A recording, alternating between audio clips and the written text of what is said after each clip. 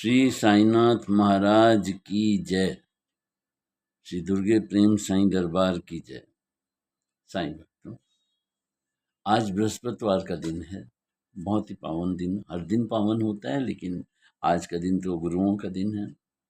और गुरुओं की कृपा से, अपने परम श्रद्धेय गुरुदेव श्री सूफी साईंदास साईं कमल किशोर वर्मा जी के आशीर्वाद से, उनकी कृपा से श्री दुर्गे प्रेम साईं दरबार के इस बाबा के भक्तों की सेवा में साईं चरणी हाजिर है।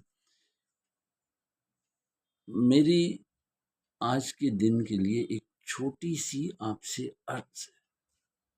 लोग यहाँ आते हैं कि हमने बाबा का व्रत रखा है, बाबा का व्रत रखा है।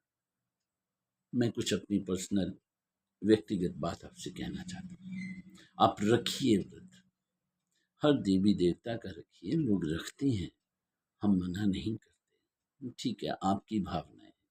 पर जो बाबा के अनन्य भक्त हैं, जो बाबा के महान ग्रंथ साईं सच्चरित्र को पढ़ते हैं, और हम लोग क्या करते हैं, कई बार सिर्फ ग्रंथ को पढ़ते हैं और 7 दिन पाठ किया बस, लेकिन ये नहीं है, उसका मनन भी करना चाहिए। और स्पष्ट उसमें कहा भी गया है कि मेरी लीलाओं का जो मनन करता है तो वो मेरा अति प्रिय होता है, पठन करता है, मनन करता है, अति प्रिय होता है। तो बाबा ने 32वें अध्याय में ये स्पष्ट किया है कि उपवास की आवश्यकता नहीं है, क्योंकि वो कहते थे कि उपवास करने वाले का मन कभी शांत नहीं रहता, और तब उन्हें परमार्थ की प्राप्ति कैसे हो सकती है।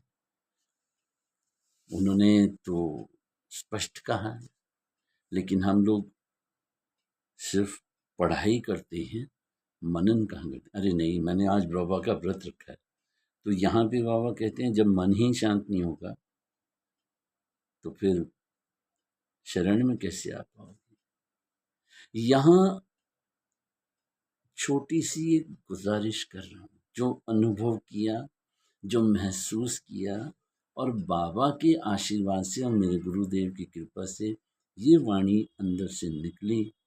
और जो हम लोग भक्तों को कहते हैं तो बड़े खुश होते हैं कई बार सुन के ये बात कि ये तो आपने हमें आज तक किसी ने नहीं बताया। आप बाबा से आप पहले मैं एक छोटी सी बात कहना चाहूँगा, फिर मैं आपको बताता हूँ कि बाबा का व्रत कैसे शुरू हुआ था। बाबा जी के एक भक्त थे, जुन्नर के भीमा जी पाटिल।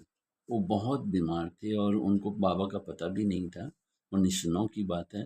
ये साईं सच्चरित्र के 13वें अध्याय से ये चीज़ ली गई है। और नाना साहब चांदोरकर से जब वो उनका परिचय था, उन्होंने कहा भाई मेरे सदगुरु के पास जाओ और वहाँ जाकर तुम उनसे उनकी शरण में जाओ तो तुमको देखना रोग दोष से जो भी है मुक्ति मिलेगी। जब वो आए और बाबा की शरण में आए, उन पे बहुत कृपा हुई। वो रखते थे सत्यनारायण कथा का व्रत।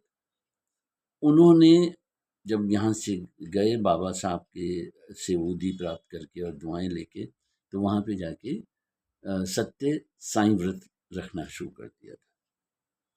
चलिए मानते हैं कि वहाँ से शुरू हुआ होगा, लेकिन बाबा ने ये नहीं कभी किसी को कहा कि तुम ये मेरा व्रत रखो ही।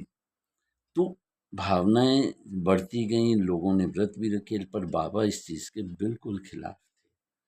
हाँ, मैं अब आपको ये कह रहा हूँ कि आप बाबा के सामने जो मैंने अनुभव किया, अपने गुरुजी से वाणी, उनकी वाणी से आशीर्वाद लिया, और कई सालों तक मैंने भी ये चीज़ करी, मैंने भी महसूस किया, और वो मैं आपको बता रहा हूँ कि बाबा साहब की आप पूजा पाठ वैसी कीजिए जैसे विधि से करते हैं। लेकिन जिस वक्त आप बाबा साहब के श्री चरणों की तरफ जाएं और पूजा पाठ करें, कहना बाबा मैं आपका व्रत नहीं कर रही हूँ, मैं व्रत नहीं कर रहा हूँ। स्त्री पुरुष दोनों के लिए ये आपसे एक दुआ मांग रहा हूँ कि मुझे आज के दिन एक टाइम खाना ग्रहण करने की, खाना खाने की हिम्मत देना। आप देखिए कितना अलग बिल्कुल विचार है कि व्रत नहीं कहना कि बाबा मैं व्रत रख रही हूँ, मेरे ये कार्य संपूर्ण हो जाए, वो हो जाए, नहीं बोलना है कुछ भी, कि बस यही बाबा मुझे एक समय भोजन ग्रहण करने की, खाना खाने की हिम्मत देना। उसमें आप जो आपकी इच्छा हो वो खाइएगा, अपनी इच्छा का दमन मत कीजिएगा। बाबा कहते थे भूख लगी है तो आप खाइए जो आपका मन करे। तो इसलिए बाबा से चाहे मीठा खाएं, नमकीन खाएं, कुछ भी खाएं, आप बाबा के उनको उच्छिष्ट करके, यानी कि उनको भोग लगा के, उच्छिष्ट बोलते हैं, वो अर्पित करके बाबा एक टाइम खाना खाने की मुझे हिम्मत देना, और देखना आपका बस आशीर्वाद मुझ पर बना रहे। आप जब ऐसा कहेंगे तो अगर एक गिलास पानी पे, क्योंकि ये साईं चंडी ने अनुभव किया, एक गिलास पानी पे बूंदी डाल के ली और सारा दिन निकाल दिया। भक्तों, माफ़ी चाहता हूँ, किसी की भावना को आहत नहीं कर रहा, समझें तो ठीक है, लेकिन मजाक ना उड़ाना, क्योंकि वो बड़ा दयालु है।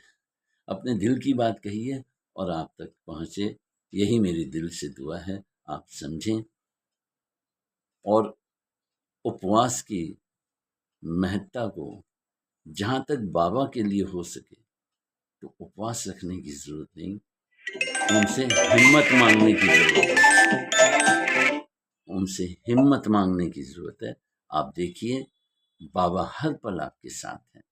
वाणी को विश्राम देता हूँ, फिर बहुत जल्द आपसे रूबरू होऊंगा। तब तक के लिए सब खुश रहें, स्वस्थ रहें, व्यस्त रहें, मस्त रहें। साईं जी की रहमत आप सब पर हमेशा बरसती रहे। ओम साई राम, ओम साई राम, ओम साई राम।